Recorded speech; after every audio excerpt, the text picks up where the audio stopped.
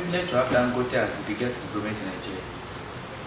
Why did Dangote not put his refinery in Kano, where it comes from? He put his refinery next to the market. That's what business is. Yeah. And frankly, the kind of goodwill and capital he has attracted, if he has located in Kano, it will not fly because they will say you will not realize the money. You cannot put it there, transport crude oil to that place at a cost, finish the refining, transport it back to where you are, and put all those costs because you want to be from where you come from. That's an emotional decision. So those are the kind of decisions that Odu'a, with a star-studded business-facing board and attraction of the right talent and resources, they will be taking. There won't be any emotions. It's all about the bottom line. It's all about the people and how sustainable these decisions are going to be. So it's a time of a rebirth where we have to bring back WNDC, what we call WNDC DNA. And they said, yes, we will continue to run after money to make money and make it sustainable. But we must not forget that we must be focused on the future. So you say, it is enhancing the legacy for future generations. Unlike the past, which is like preserving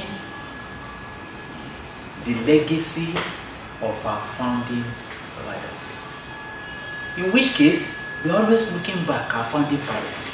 They are great, they've done it. Now, they are no longer there. What is the future going to be? So it means that the current generation should leverage that to create a future where future generation will have an identification with Odu'a.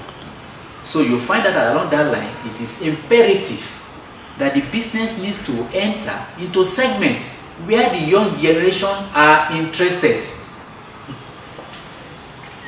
I mean, we're doing real estate now, we're doing hospitality and what have you. What are the areas of interest to the young generation? So you find that fintech, e-commerce, digital becomes things that are of interest to young people. Innovation and technology. Today is very, very important that as people are earning their means of livelihood, that they remain healthy. Pharmaceuticals and healthcare. Pharmaceuticals and healthcare. Population is growing about 3% every year. They need to be healthy. And it's quite true. Nobody prizes drug. So you find out that, look, this is a cheap area to make money. In addition, there's a goodwill behind it. Because healthcare also has to do with trust and confidence. So if we care about our people, why are we not part of their healthcare and securing their future? So you find that healthcare is very, very fundamental here. And in our daily living also, we realize how important energy is. So participation in energy. And energy varies. Whether it's in fuels we are talking about, whether it's in energy to power our homes or to power industry. Very, very important. So you find that that becomes an area where it's not only an opportunity to make money, it's an opportunity to also create jobs. Finally, you can't live out agriculture, food security.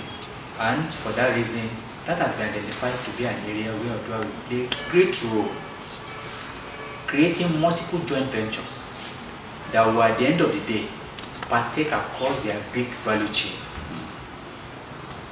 of cultivation, whether it's cash crop and food crops, be involved in livestock because you need protein from livestock, and at the same time make sure that different levels of processing, which is the value adding that actually make farmers to be millionaires, you allow it to happen. And in doing all of this that you do through strategic partnership, you actually build a competence of people who are aligned to do what we call modern, mechanized, innovation and technology driven agriculture.